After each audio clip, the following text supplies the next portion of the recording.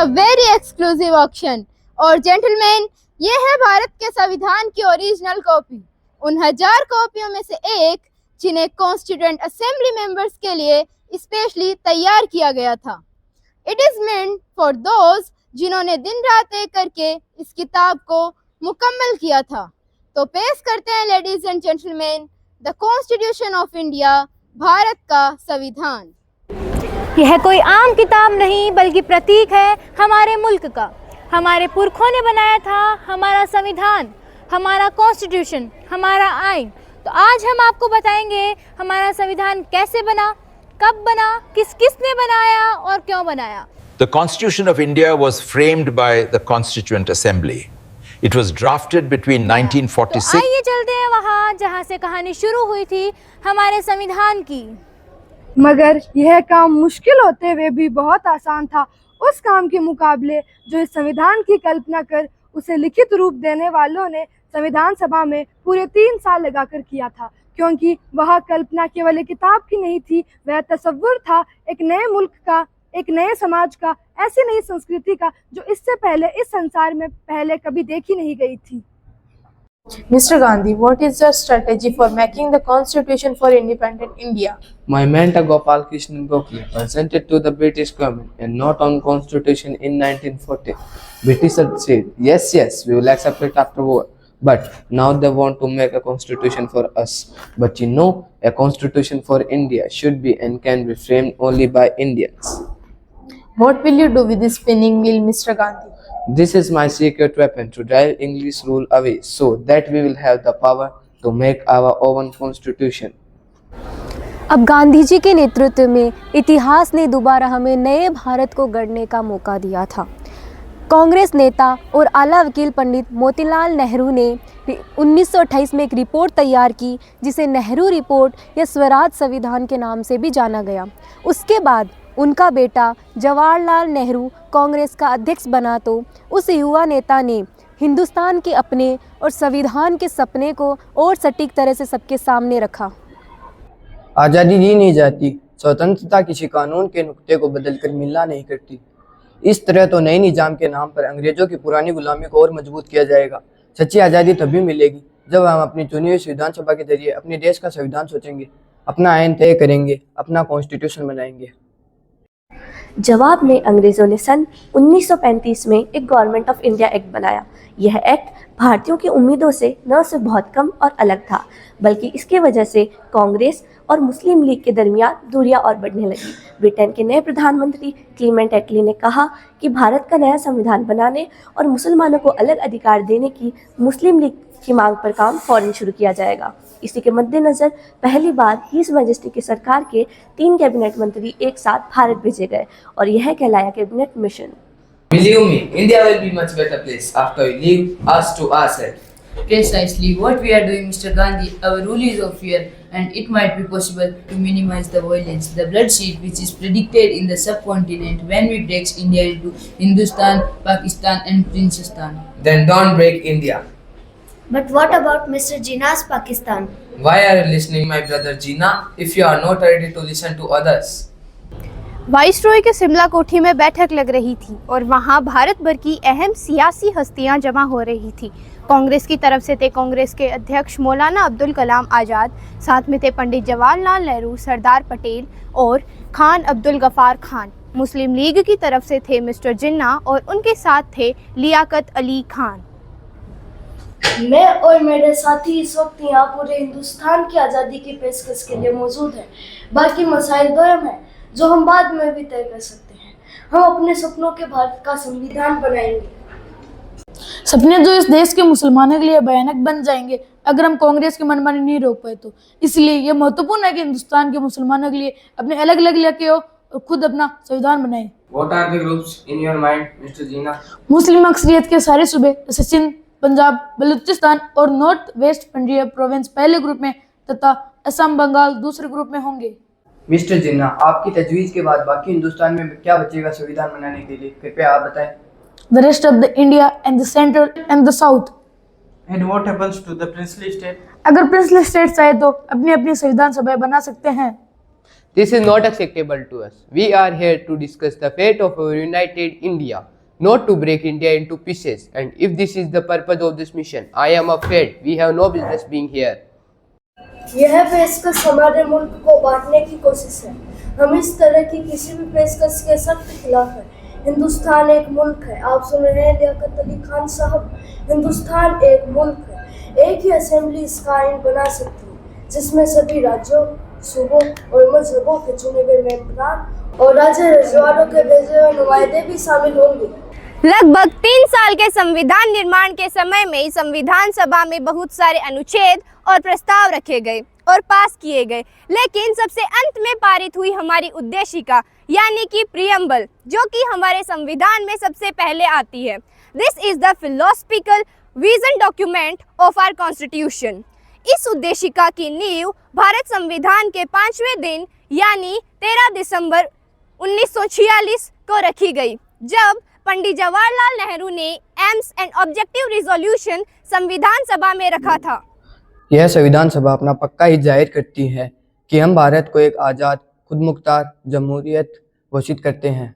आज़ाद खुद मुख्तार जमहूरियत हिंदुस्तान को अपनी सारी सत्ता जनता से ही हासिल होगी और इसकी गारंटी देते हैं कि भारत की पूरी आवाम को सियासी, सामाजिक और आर्थिक इंसाफ, दर्जे, तरक्की और कानून के आगे बराबरी, विचार, इजहार ख्याल, बयान, राय, धर्म, पूजा, नौकरी, संगत और काम की आज़ादी, माइनॉरिटीज़, पिछड़ों, आदिवासियों और दूसरी दबी पिछड़ी जातियों को माकूल सुरक्षा, गणराज्य की सीमाओं और ज़मीन की अखंडता की हिफाजत, ताकि यह देश दुनिया के तमाम मुल्कों में अपना सही सम्मानित स्थान पा सके और तन मन धन से विश्व शांति और मानवता के कल्याण में हाथ बटा सके।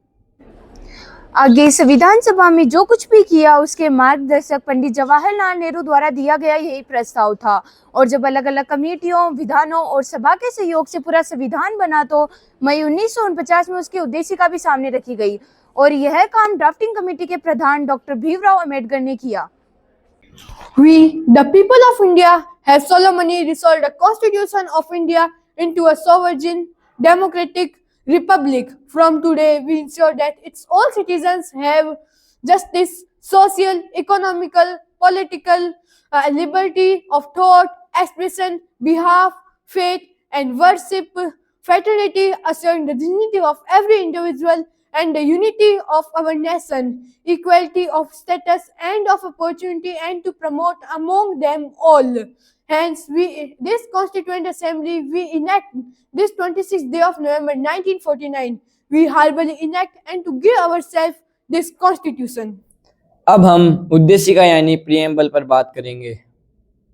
जनाब सदर साहब, क्या ये उचित नहीं होगा कि इस पेश लफ्ज पर हम तीसरी रीडिंग के लिए नवंबर में मिलेंगे, तब बातचीत करें, तब तक ड्राफ्टिंग कमेटी भी अपनी फाइनल रिपोर्ट पेश कर चुकी होगी। I object to that. अगर आज हम पेश लफ्ज कोई पास नहीं करेंगे तो सेकंड रीडिंग में कोई रिपोर्ट कैसे तैयार की जा सकेगी? जीवन में मैं पहली बार मौलाना साहब से सहमत हूँ और उनकी बात का समर्थन करता हूँ। हमें पूरे संविधान को ही दूसरे वाचन में पास करना है और प्रीएम्बल भी संविधान का एक हिस्सा है, तो इसलिए हम उद्देशिका को टाल नहीं सकेंगे और मुझे लगता है हजरत मोहनी साहब का अमेंडमेंट अहम है।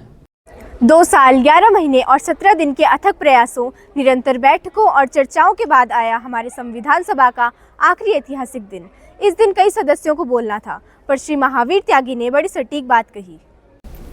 हालांकि मैं हर तरह से संविधान की इज्जत और तारीफ करता हूं, लेकिन फिर भी एक चीज़ ऐसी है जिसका मुझे बड़ा डर है, और यह डर मुझे उस वर्ग से है जिससे हर जगह लोकतंत्र पैदा करता आया है। वो है ऐसे लोगों का वर्ग जिनके लिए राजनीति उनका जरिया बन जाती है, उनका पेशा उनका धंधा बन जाता है। अगर हमारा लोकतंत्र भी ऐसे लोगों के हाथ आ गया जिनके पास और कोई काम नहीं सिवाय पार्लियामेंट की मेंबरी और मंत्री बन जाने के, तब तो हमारे लोकतंत्र को डूबने से कोई नहीं बचा सकता। इस बात का मुझे पक्का यकीन है।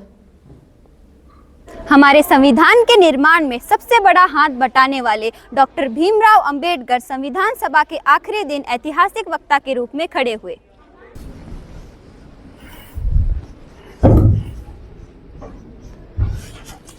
Mr. President, sir, looking back to the work of Constituent Assembly, now it has been 2 years, 11 months and 18 days since we first met on 9th December 1946 during this Constituent Assembly. Also held 11 sessions. These 11 sessions have consumed 165 days. Out of these 165 days, 114 days were consideration of the draft constitution.